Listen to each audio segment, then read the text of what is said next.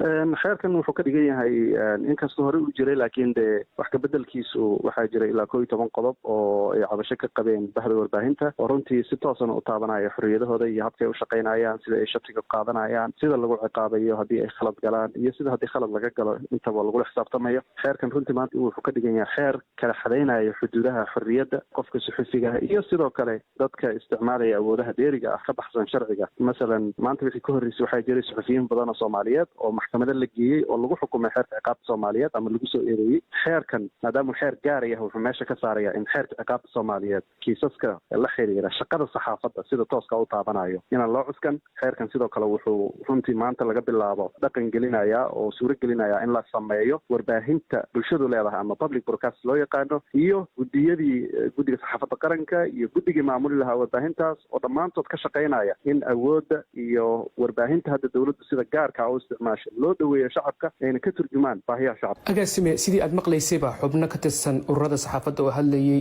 iyo dadka sharciga akhriyaba waxay leeyihiin weli waxaa jira qodobo ka hadlaya in caburini jirto oo faafareeb ay mararka qaarkood dawladda samayn karto maxaad uga jawaabi lahayd aragtiyahaas?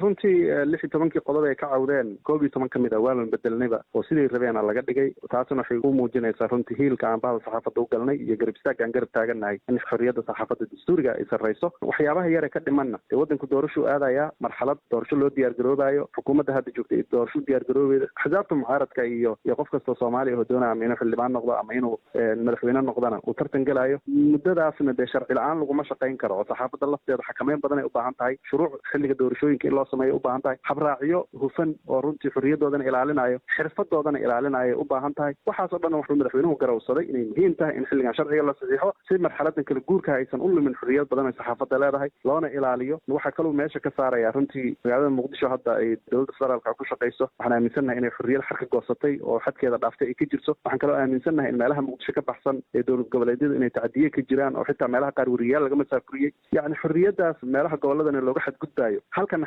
goosadka ka ah waa in la helaa qaanuun xadida qaanuun caddeeya laynka u dhexeeya xorriyadaada iyo laynka u dhexeeya marka aad ka gudbayso xorriyad qof kale aad ku xadgudbayso. dabcan marka agaasimo waad rumaysan tahay in weli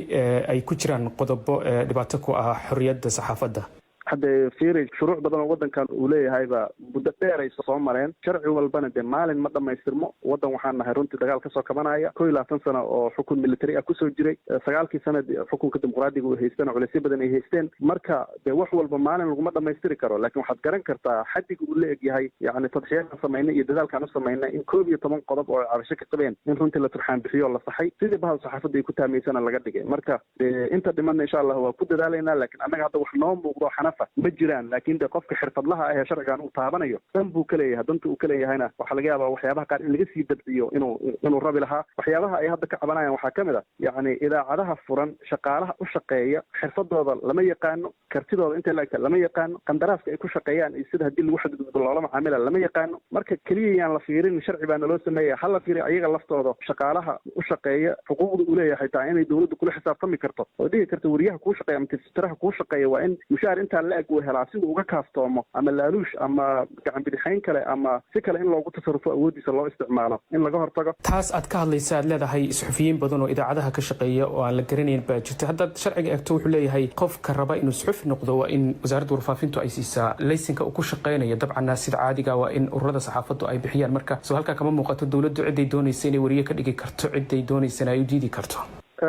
ibraahim horta dalkan waa dal burbursan waxaad ma ogtahay qof walba oo microphone qaatay inuu wariye iska noqday waxaad ogtahay dad aan xitaa fahansanayn xuquuqda iyo xadgudubka qofka kale uu ku sameynaya inay ka shaqeeyaan in marxaladan lagu jiro la hubiyo qofka aqoonsigiisa iyo saxaafadiisa iyo khibradiisa in la fiiriyo waayo yacni dhakhtarka aqoon darrada ee hayso wuxuu dili karaa qofkii ugu taga xaruntiisa caafimaad u dili karaa laakiin wariyaha aqoon darrada ee hayso wuxuu wasakhayn karaa dhagaha malaayiin qof oo Soomaaliyeed wuxuu macluumaad khaldan quudin karaa dad fara badan oo Soomaaliyeed wuxuu jahwareer ku ridi karaa malaayiin qof oo Soomaaliyeed marka waxaan aaminsannahay sida dhakhtarkaba looga baahan yahay ruqsad iyo aqoon iyo khibrad uu dadka ku daaweeyo ayagoo aan ognahay ciddii xaruntiisa ugu tagto keliya inuu dhibaataynayo haddana wariyahana waxaa looga baahan yahay inuusan malaayiinta Soomaaliyeed dhagahooda runtii wax beena ku shubin oo marin habaabin ku shubin oo caqliyadooda isku xadgudbin oo waxa uu sheegayo uu iska hubiyo jacakum faasiqun binabayn fatabayanu quraanka yiri waxaan inay iska xaqiijiyaan oo wax la hubiyey oo aan raad raac leh inuu bulshada u tabiyo miyaanay mudnaan dawladdu u lahayn inay taa ka fikirto.